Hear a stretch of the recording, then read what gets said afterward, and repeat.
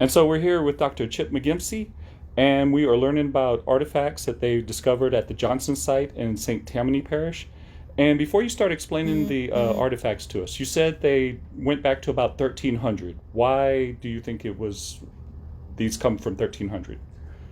We have two radiocarbon dates on shell from the site, so that gives us an idea of when people were living there. Okay, cool. Thank you. And so what are we looking at here? So if you look at clay pots, there are basically three ways you can decorate them. One, you can inscribe lines or draw lines with a pointed tool when the clay is still slightly wet, or plastic is the term. Or you can use the tool to poke holes, punctations, archaeologists call them. Or you can wait till the pot has completely dried, in many cases been fired, and then you can scratch lines in the fired surface, and that's called engraving. We don't see much engraving in this part of the world. So this is an example of a pot. Here's the rim, so if you hold it in cross section, you can see rim, and then it would have flared out into the bowl. And this is a fairly large pot. This was probably almost a foot in diameter at its orifice. And so you can see that somebody drew a line about a centimeter below the lip. And then there are other lines that come down here and one down here. And so there's creating different zones across the surface. And in this case, they did a series of punctations in this zone.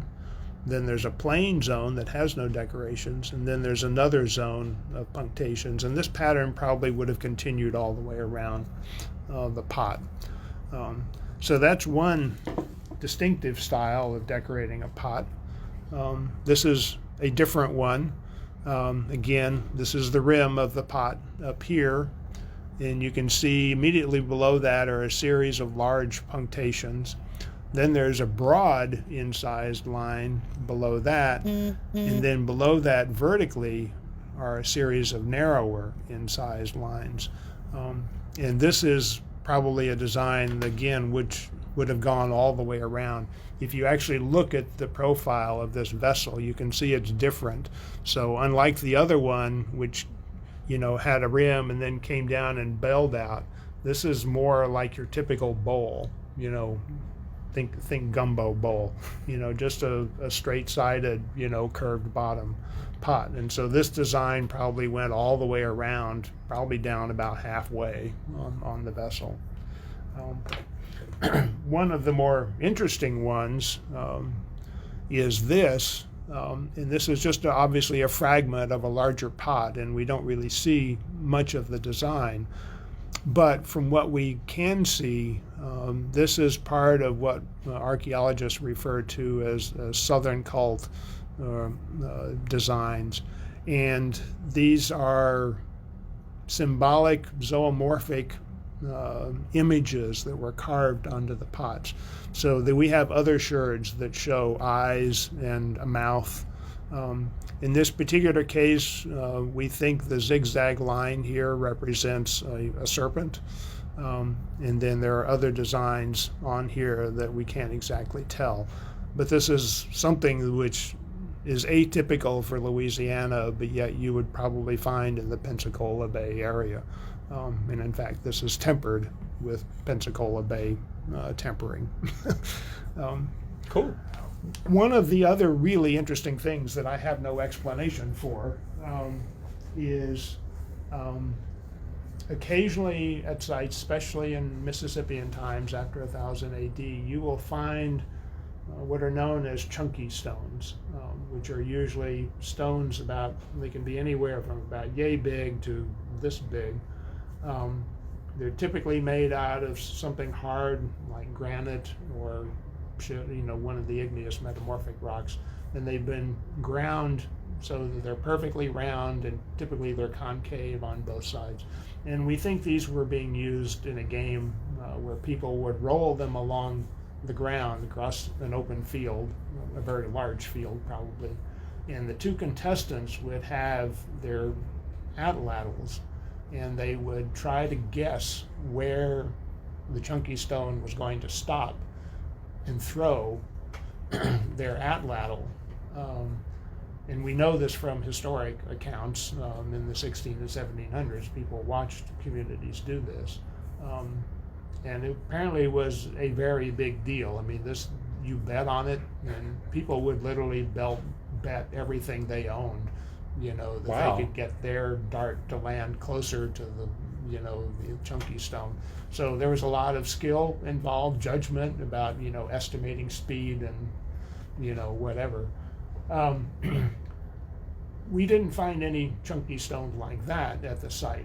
What we got are something which are similar, and we're not entirely sure what they're used for. And that is, people are taking sherds and fragments of pots and basically grinding them into a round shape. This is one.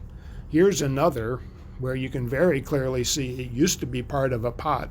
In fact, it looks very similar to this in some respects.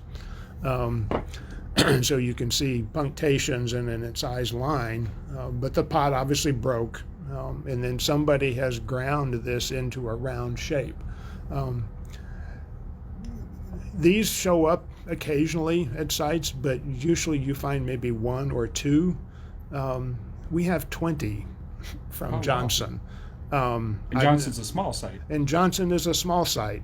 I mean, this is a major, Wow. large number of these. Unfortunately, we have no idea what they're used for or why somebody would want them. But clearly, for the people living at Johnson, these were an important thing. I just don't know that we'll ever know what that thing is.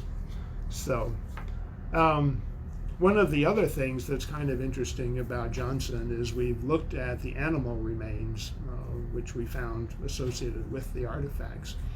And typically, I mean, you would think if you're living within essentially a mile of Lake Pontchartrain along a bayou, a lot of your subsistence would be coming from essentially aquatic resources.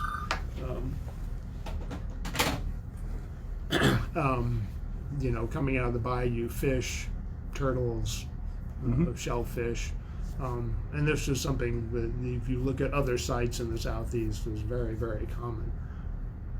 One other thing that makes Johnson distinct is there's almost no fish.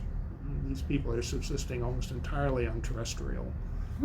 There's some shellfish. They are doing some shellfish. But the assemblage we recovered is almost entirely, deer and those kinds of things. So again, it suggests that this is a different group of people from the other people living in the area. They're not only making their pots differently and decorating them differently, they're also eating differently. That's really interesting.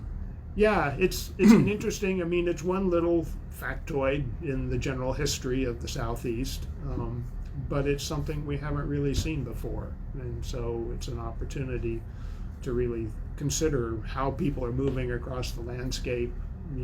How different communities are interacting at this particular point in time. That's awesome. Well, thank you a lot for your time, Dr. Mcgimsey. And this has been Dwayne Hinton with Better Than a Lecture.